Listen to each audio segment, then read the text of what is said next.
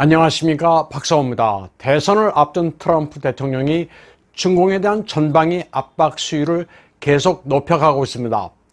무역, 과학, 금융은 물론이고 동맹국들과 함께 임전태세를 갖추고 인도양부터 남진하에, 동진하에 걸쳐 중공에 칼끝을 겨누고 있습니다. 사우스 차이나 모닝 포스트에 따르면 중공의 중앙군사위원회는 일선부대에 먼저 발포하지 말라는 지시를 하달했습니다. 언제든 미국과 맞서 싸울 수 있다고 하다가 이제 충돌은 최대한 피하자는 겁니다.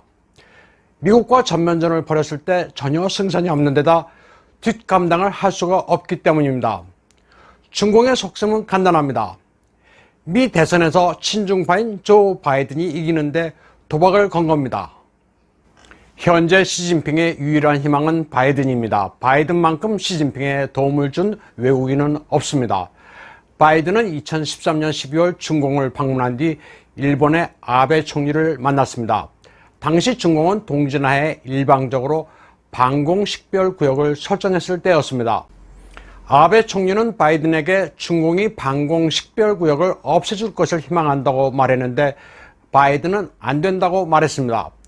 그 정도로 중공의 눈치를 보는 건데 아베 총리가 상당히 의아해했습니다.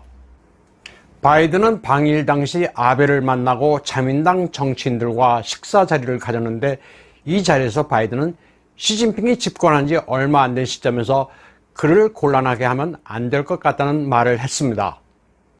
2012년 2월 6일 충칭에서 공안에 거무리며 한때 보실라의 측근이었던 왕 리준이 밤중에 미 영사관에 피신을 요청하는 일이 발생했습니다. 충칭시 공안국장과 부시장을 지냈지만 보실라이와 사이가 틀어진 뒤 미 영사관에 들어가 망명을 요청했습니다. 결국 중국 공안의 방해와 미국 측의 비협조로 망명은 실패하고 중국의 신병이 넘겨진 사건입니다. 그런데 그해 2월 14일 시진핑은 미국을 방문했습니다. 시진핑이 미 캘리포니아에 도착했을 때 바이든은 그를 집으로 초대해 대접을 했습니다. 기묘하게 알려줄 게 있다고 시진핑을 초대한 겁니다. 바이든은 이때 왕 리준과 관련된 모든 정보를 시진핑에게 넘겼습니다. 왕 리준이 청두 미 영사관에 망명하면서 건네준 기밀 자료를 바이든이 모두 시진핑에게 준 겁니다. 시진핑은 이 기밀을 받고서는 보실라이가 정변을 기도했다는 것을 알게 돼 그를 제거합니다.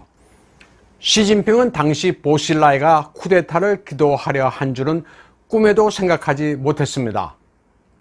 또 2013년 12월 4일 바이든은 중국을 방문합니다. 이때 바이든은 시진핑과 오랫동안 밀담을 합니다. 이때 바이든은 또다시 결정적으로 시진핑을 돕습니다. 상하이방에 거물인 조우 용캉에 대한 자료를 넘겨줍니다. 바이든이 중공을 떠나자 시진핑은 조우 용캉을 조사해 그를 제거합니다. 시진핑의 최대 정적 보실라이와 조우 용캉을 제거하는데 바이든이 결정적인 도움을 준 겁니다. 바이든이 없었더라면 오늘날의 시진핑은 없다는 말까지 나올 정도입니다.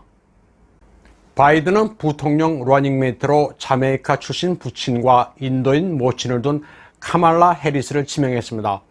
카말라 해리스는 2003년 캘리포니아 상원 의원으로 당선됐습니다.